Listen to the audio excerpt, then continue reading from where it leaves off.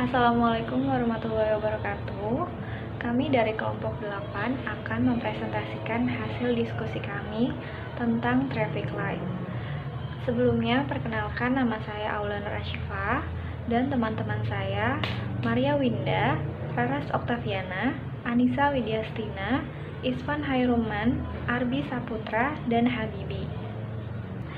Paper yang akan kami bahas berjudul A Stochastic Optimization Framework for Road Traffic Control Based on Evolutionary Algorithms and Traffic Simulation. Latar belakang dari permasalahan kami yaitu kemacetan lalu lintas menyebabkan masalah penting di perkotaan, termasuk terhambatnya efisiensi mobilitas. Kontrol lalu lintas jalan raya penting untuk mengurangi kemacetan dan dampak negatif lingkungan. Strategi pengendalian lalu lintas yang berbeda terutama disediakan untuk 3 area, yaitu jaringan jalan perkotaan, jaringan jalan bebas hambatan, dan rute bimbingan. Efektivitas strategi pengendalian lalu lintas sangat tergantung pada kemampuan mereka untuk bereaksi terhadap lalu lintas langsung kondisi. Permasalahan yang kami angkat dalam diskusi kami yaitu pengoptimalan jaringan jalan sederhana dari 2 persimpangan di Stockholm untuk mendemonstrasikan proses pengoptimalan berbasis model. Sistem kontrol yang digunakan digerakkan kendaraan berbasis grup. Saya Anissa Widyastina Pratiwi akan menjelaskan tentang asumsi dan variabel atau parameter. Nah, untuk asumsi yang pertama yaitu sinyal yang bergerak diasumsikan searah dengan jarum jam. Kemudian, diasumsikan pula ketika panjang antrian kendaraan belum mencapai titik sensor, maka lampu yang menyala akan berwarna merah. Sebaliknya, ketika panjang antrian kendaraan sudah mencapai titik sensor, maka lampu lalu lintas yang menyala akan berwarna hijau. Kemudian, diasumsikan pula keramaian di setiap persimpangan lalu lintas itu sama. Nah, sehingga jarak antara titik sensor dengan lampu lalu lintas itu juga sama. Dan karena keramaian di setiap persimpangan lalu lintas ini sama, akibatnya diasumsikan pula tidak terjadi penumpukan kendaraan yang tidak merata. Kemudian, untuk asumsi selanjutnya, jenis antrian yang digunakan pada pembahasan kali ini adalah FCFS, yaitu singkatan dari First Come, First Serve, yang mana artinya ketika suatu kendaraan tiba di lampu lalu lintas untuk pertama kalinya, maka kendaraan tersebutlah yang akan mendapatkan pelayanan terlebih dahulu. Dan juga jenis antrian yang digunakan pada pembahasan kali ini adalah jenis antrian yang ganda. Dan untuk asumsi terakhir, satu periode lampu lalu lintas itu terdiri dari lampu merah, lampu kuning, dan lampu hijau. Sehingga dan juga yang menjadi patokan pada lampu lalu lintas ini adalah lampu yang berwarna hijau. Kemudian selanjutnya akan saya jelaskan mengenai variabel atau parameter apa saja yang digunakan pada pembahasan ini. Yang pertama adalah P. P di sini artinya adalah faktor indeks kinerja yang bergantung pada theta, yang mana theta itu sendiri artinya adalah faktor parameter yang sedang dioptimalkan. Lalu ada X, yaitu sebagai faktor variabel input ke model lalu lintas selain parameter kontrol. Kemudian ada R, yaitu random variable untuk lalu lintas simulator. Dan ada L, yaitu panjang antrian. Dan yang terakhir ada T, yaitu sebagai parameter lama waktu antrian. Saya Raras Oktaviana Dewi. Di sini saya akan melanjutkan presentasi pada bagian model. Pada gambar menunjukkan konfigurasi tipikal detektor pada sistem LoFRA. Artinya apa? Artinya satu detektor panjang dan satu detektor pendek ditentukan oleh jaraknya dari garis berhenti.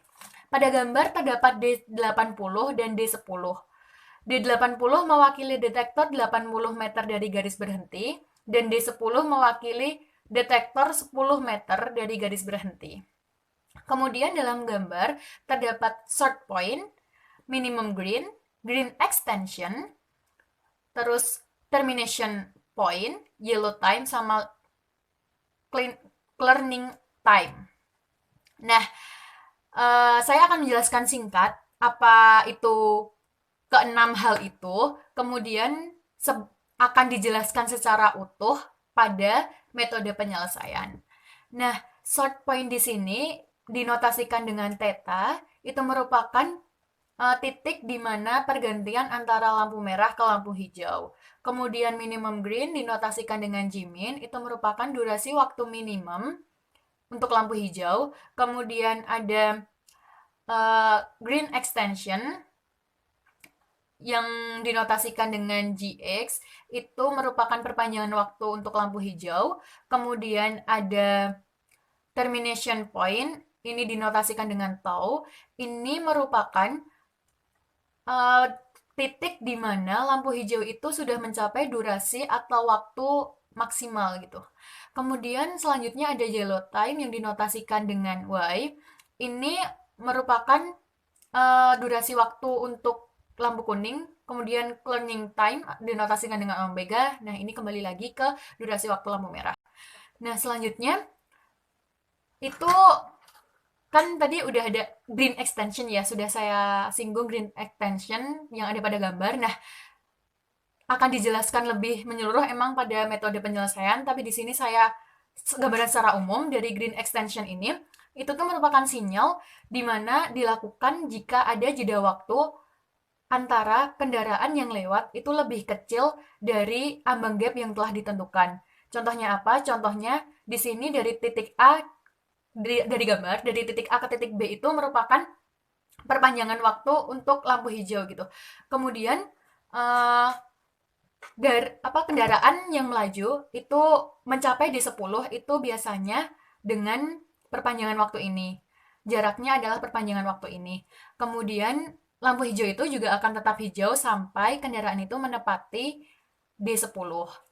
Dan karena di sini kita diasumsikan tadi dari setiap persimpangan itu keramaiannya sama, dari setiap arah barat, timur, utara, selatan, dan lainnya itu tuh sama. Jadi kemungkinan besar dari termination point-nya di sini akan tidak ada, dan dari green extension-nya itu juga kemungkinannya sangat kecil gitu. Maksudnya kayak akan terus keramaiannya tuh sama gitu. Jadi waktu green extension-nya juga akan konstan atau akan sama gitu.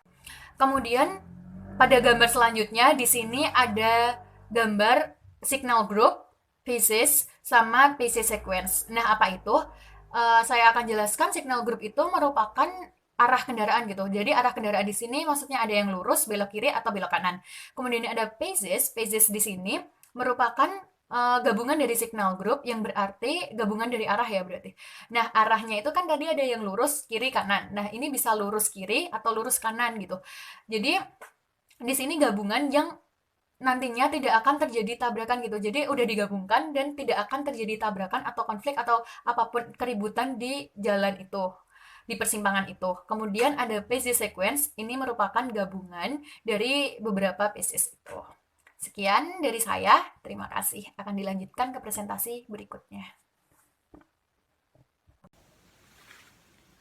Saya Ispan Hairuman Nasution akan melanjutkan presentasi di metode penyelesaian. Seperti yang dilihat pada gambar, dengan menggunakan lampu hijau sebagai patokan utama, kita membagi dalam beberapa bagian. Yang pertama, durasi waktu lampu hijau minimum, di mana waktu minimum lampu hijau ini umumnya digunakan sebagai alasan keamanan. Dalam artian, waktu yang dibutuhkan kendaraan untuk untuk melakukan percepatan dari 0 hingga kecepatan yang diinginkan sehingga melalui persimpangan dan sebagainya. Dengan persamaan demikian. Kemudian, waktu lampu hijau perpanjangan. Waktu ini adalah waktu transisi dari lampu hijau jalan A menjadi lampu hijau di jalan selanjutnya, atau sebut saja jalan B. Jalan A akan mengalami perpanjangan durasi lampu hijau ketika kendaraan di jalan A belum mencapai titik D10, dan juga ketika kendaraan di jalan B belum mencapai titik D80. diperoleh persamaan seperti ini. Dan ada juga waktu lampu hijau maksimum. Waktu ini menjadi penentu efisiensi signal karena walaupun kendaraan di jalan A belum mencapai titik D10 dan juga ketika kendaraan di jalan B belum mencapai titik D80, lampu hijau terus berubah searah jarum jam demi membuat lalu lintas yang tetap berjalan. Dalam artian, ketika si jalan A tadi belum mencapai titik D10 karena kendaraannya masih banyak dan di jalan B belum mencapai titik D80 karena kendaraannya sedikit, bukan berarti lampu hijau akan terus-menerus di jalan A. Harus terjadi perubahan lampu hijau di setiap ruas jalan, sehingga tidak ada ruas jalan C dan D mungkin yang membutuhkan waktu untuk lampu hijau juga.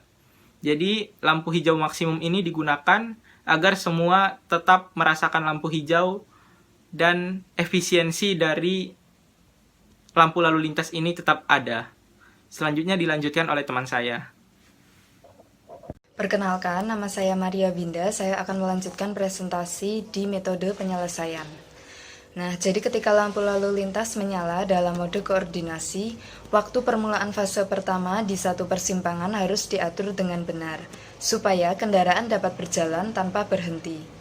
Nah, skenario ini disebut gelombang hijau. Jadi gelombang hijau adalah fase yang telah diatur sehingga kendaraan dapat berjalan di beberapa persimpangan tanpa berhenti.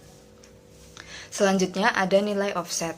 Nilai offset digunakan untuk merepresentasikan permulaan sinyal relatif terhadap persimpangan utama.